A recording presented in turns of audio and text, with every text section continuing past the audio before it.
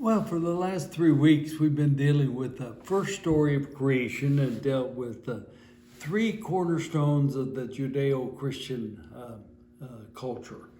The first one was creation. All of creation is good.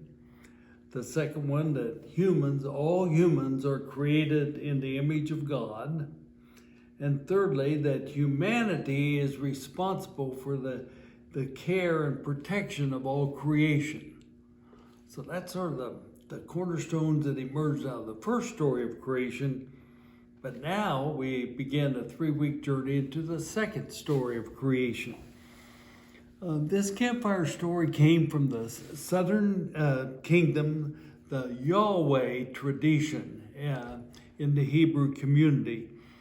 Now, the word for God in this tradition of the Hebrew community does not have any vowels. It only has consonants. Therefore, it cannot really be pronounced. JHWH is hard to pronounce. Whoop, whatever it is. But of course, we in English have added a couple vowels and we refer to that word as Yahweh. But this is really significant that it cannot be pronounced because the meaning of not being able to name the divine is that when an entity is named, it can therefore be defined. Simply stated, the Yahweh tradition refused to name and therefore define the divine. The divine is an undefined reality. The divine is an undefined reality, a mystery beyond human comprehension. Over against this acceptance of the mystery of the divine is the continuing centuries-old tradition of trying to define God. Books, seminars, schools, lives, you name it, trying to define God. In the tradition of the Yahweh, humans can experience the divine, but the attempt to define God, which begins with the naming of God, is a futile and frustrating experience. This provides the setting for the cornerstone, which is revealed early in this story of creation. Now, this story of creation is essentially midway in the 4th verse of chapter 2 throughout chapter 3. And that's the second story of creation. The setting, all of a sudden, is in the Garden of Eden, never mentioned in the first story. Adam, the first human, was created, and there were 2 trees named in the garden. And these trees, in verse 7, is that in verse 8, and the Lord God planted a garden in Eden in the east, and there he put a man whom he had formed, Adam, A-D-A-M, and out of the ground the Lord God made to grow every tree that is pleasant to sight and good for food, and the tree of knowledge of good and evil. So the tree of knowledge of good and evil was part of the garden. Following this act of creation, the first words of the divine creator, Yahweh, to Adam, we refer to as Adam, but to Adam was a prohibition. Verse 15, the Lord God took the man, put him in the Garden of Eden to till it and keep it. And the Lord God commanded the man, saying, you may freely eat of every tree in the garden, but of the tree of knowledge of good and evil you shall not eat. For in the day that you eat it, you will die. The first clear message to humanity was you are limited. You cannot have infinite knowledge of good and evil. Infinite knowledge is the property of the divine. You're not divine. Humanity is finite. Now, the easy response to this message that we read in the Garden of Eden story is, of course, we all know we're limited. What's new about that? However, the history of human behavior is that humanity has not accepted this at all. We've always resisted this finite condition of our life. We've rebelled against it. This was the knowledge around the campfire when the story was told.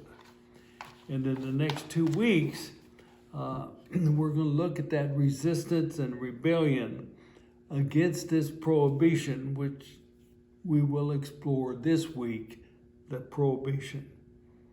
We pause to remember the cornerstone of truth. Humanity is finite. Humans do not know it all. Indeed, humans will die. A book written by Leroy Augustine a long time ago, 50 years ago, was entitled, "Come, Let Us Play God." Describes the various ways that human beings rebel against and resist the reality of our finite nature.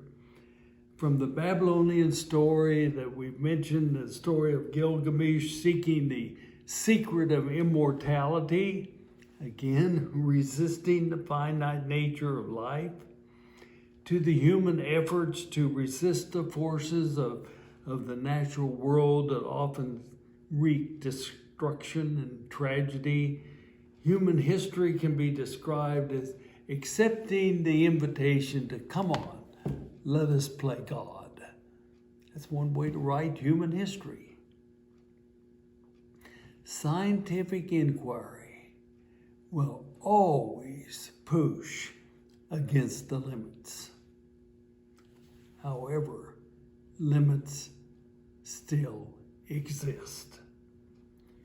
Humans die, and humans will never know it all. Accepting this cornerstone keeps humanity in our place. Humans maximize the intellectual process of discovery, but discoveries are always partial, never complete. And remembering this reality of human finitude keeps us humble. It keeps our feet on the ground, finite as a part of the created order. Now, humanity is spatial, no doubt about it. Humans have a unique spiritual dimension, no doubt about it. But we're still limited. We all die, and we will never know for sure. The Campfire story put in place this cornerstone that has always been a part of the Judeo-Christian culture. The cornerstone is humanity is finite. The divine is infinite. Now, when this cornerstone is accepted, scientists who finally reach the wall of their ability to discover more accept the finitude of humankind and say, beyond this, we just don't know. Indeed, when we accept our finitude, we accept death as the universal experience of humankind by celebrating the memories and cherishing the journey of life.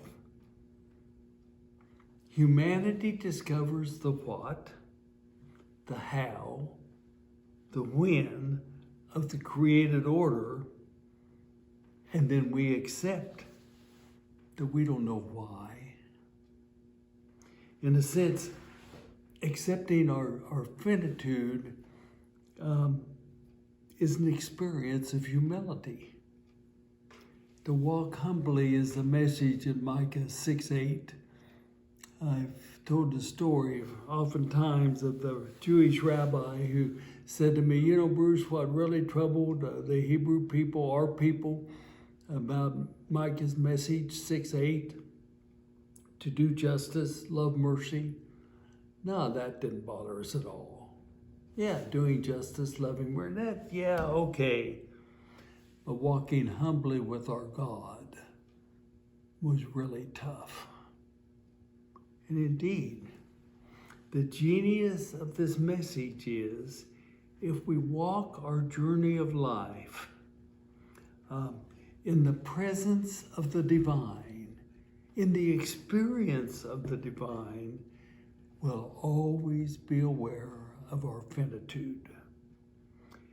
Humility is also the enduring message of Jesus.